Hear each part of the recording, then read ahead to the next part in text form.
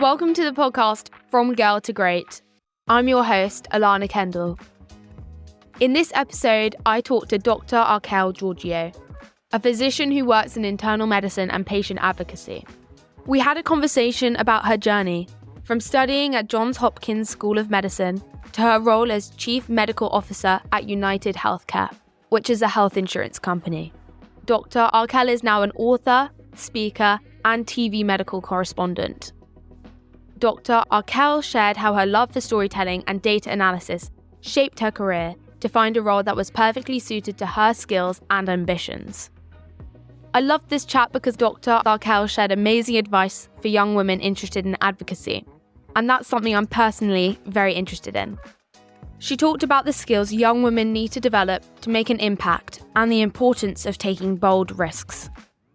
If you want to hear more from Archelle and the work she does to empower others, you can listen to her podcast, which is called Speak Up for Your Health, and I've linked it in the show notes. Let's jump into this conversation with Dr. Archelle Georgiou.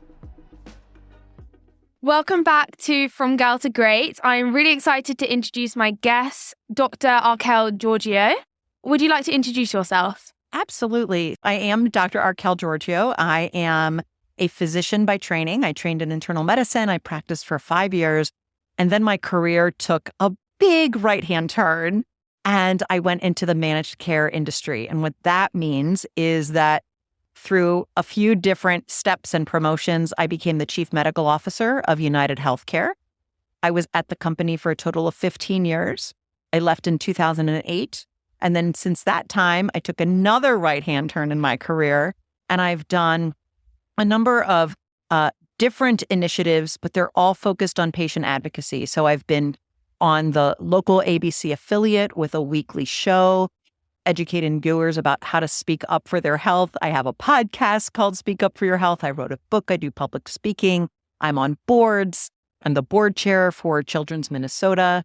A lot of various types of activities like that, including consulting for companies that focus on patient advocacy. You sound like a very busy person. It's busy. It's all about making time for what's important. Could you tell me about your education path, please? Sure. I wouldn't normally start at high school, but I will say that I got a head start on my education and my professional path. I graduated from high school a year early, and then I went to the University of Maryland for 2 years, and then was lucky enough to be admitted into an accelerated program at Johns Hopkins School of Medicine. So I gained a year when I was in high school, and then I gained another year when I was in medical school. So I gained 2 years in this early educational path.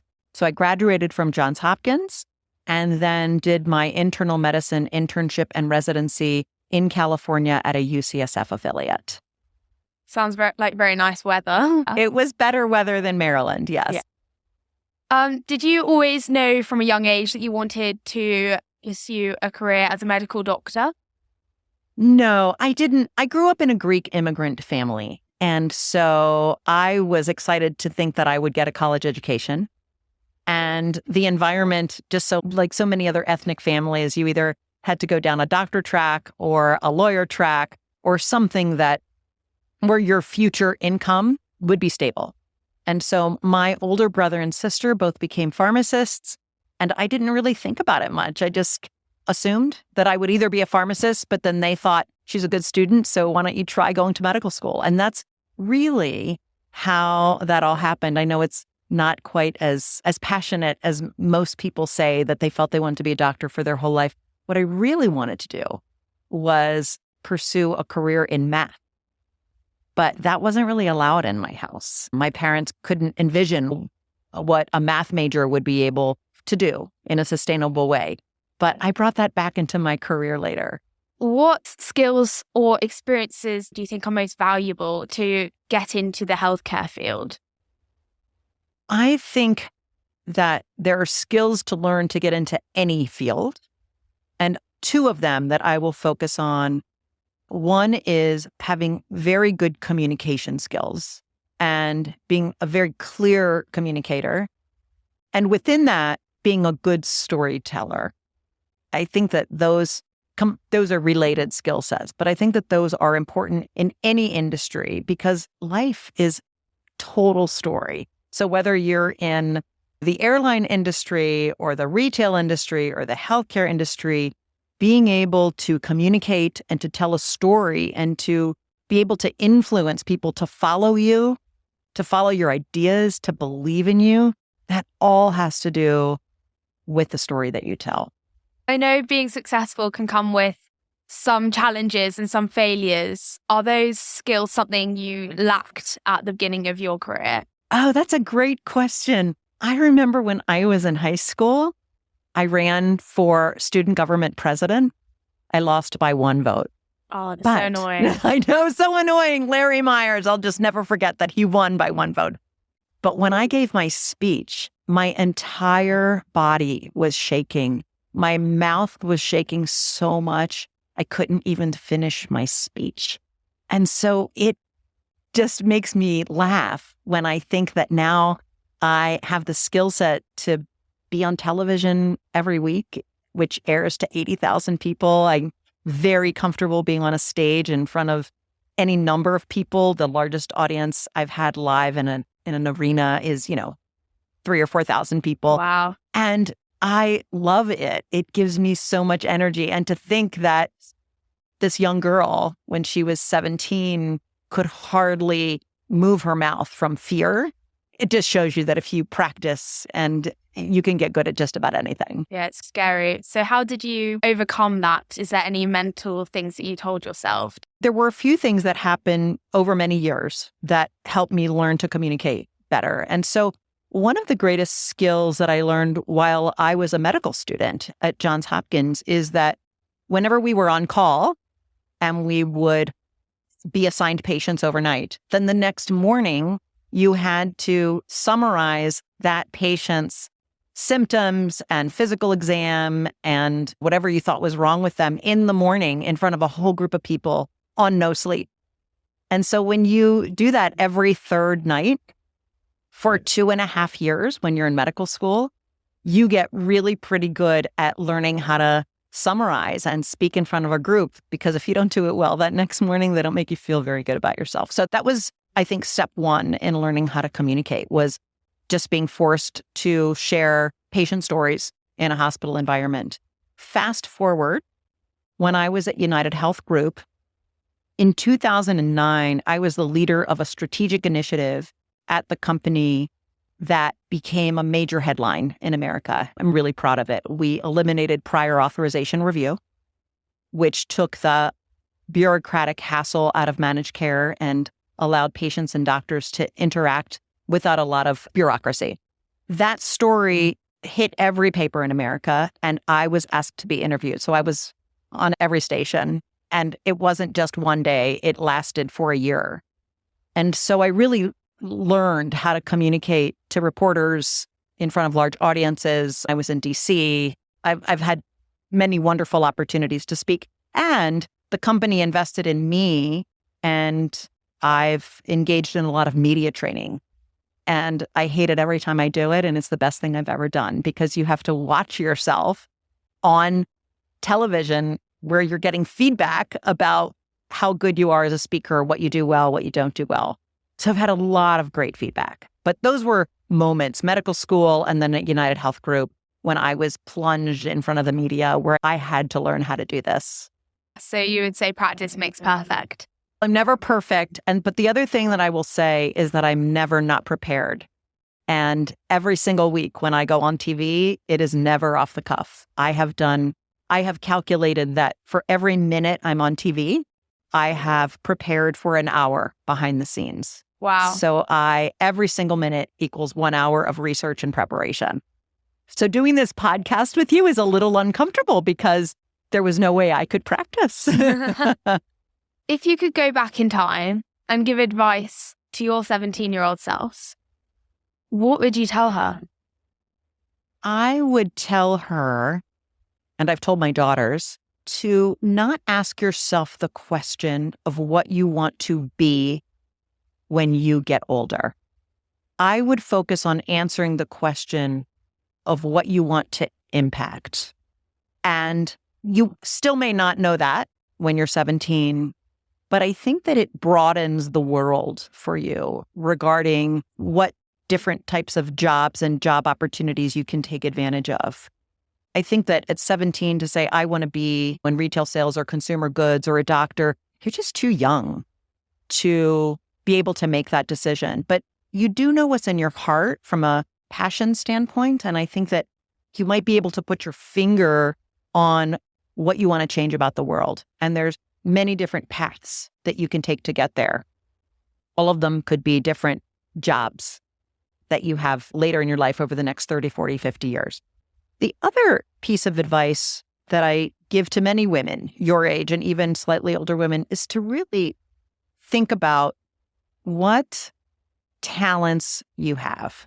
And I want to be really specific about what I believe talent is. Talent is what made you successful when you were 5 and won a dance competition, or when you were 12 and you won a science competition, or when you were 16 and, I don't know, got an A.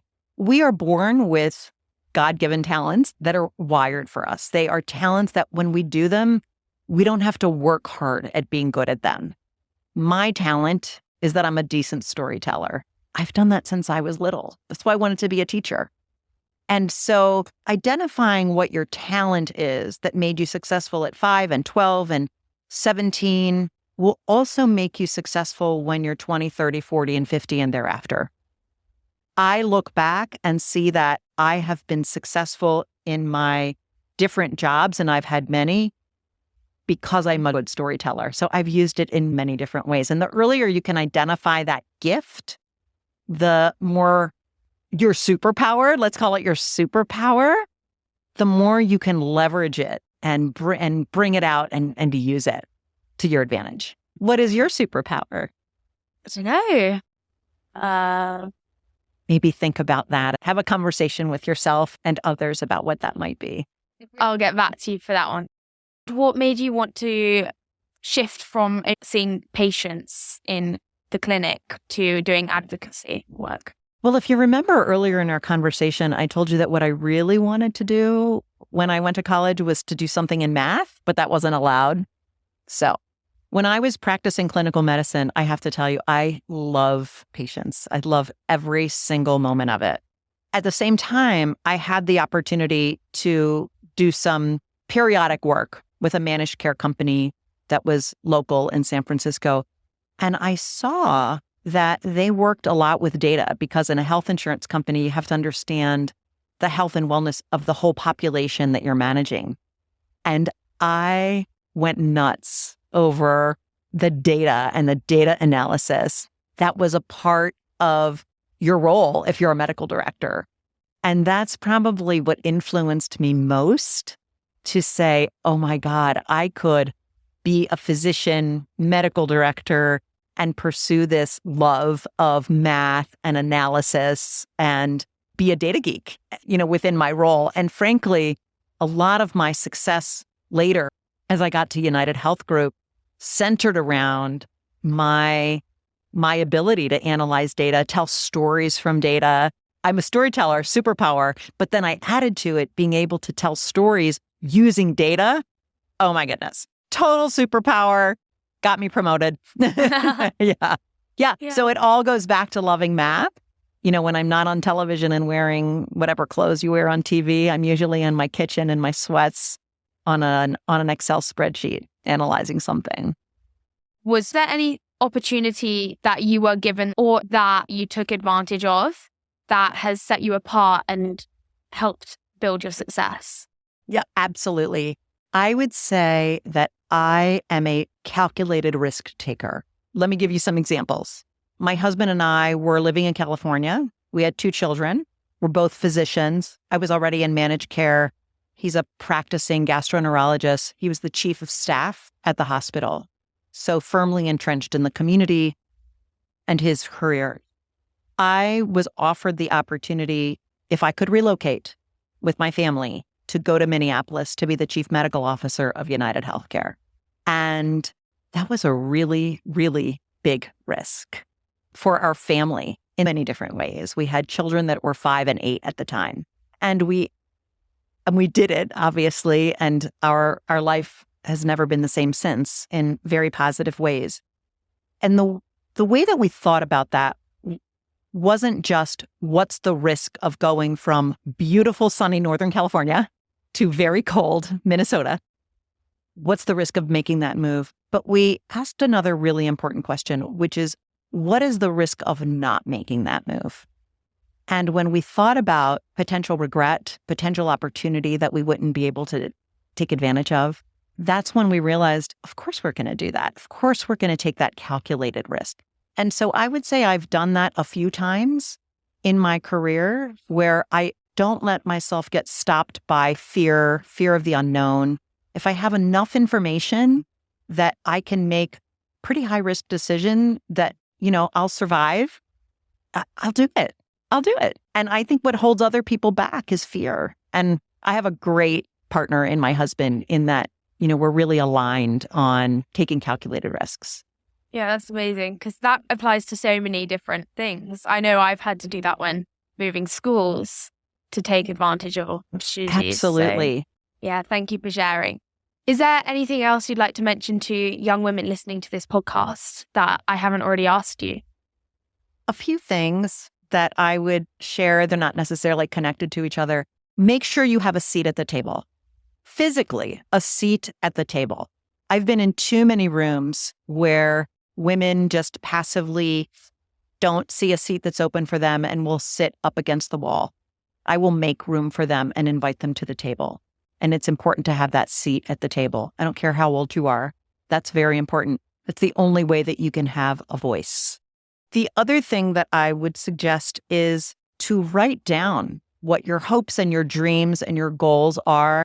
Objectively say, okay, well, what are my best next steps to getting to this dream? You don't have to think 5 years ahead or even 3 years ahead, but writing down what your plan is for the next 3 months, 6 months, 12 months.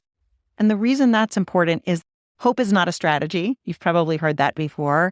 And even within the next year, you have to have a plan. Write it down, be intentional, hold yourself accountable, and you'll get there. Intention is extremely powerful. And when mentors show up in your life, be able to recognize who they are. I don't believe in asking someone to be a mentor. I think it is a relationship that has to grow organically.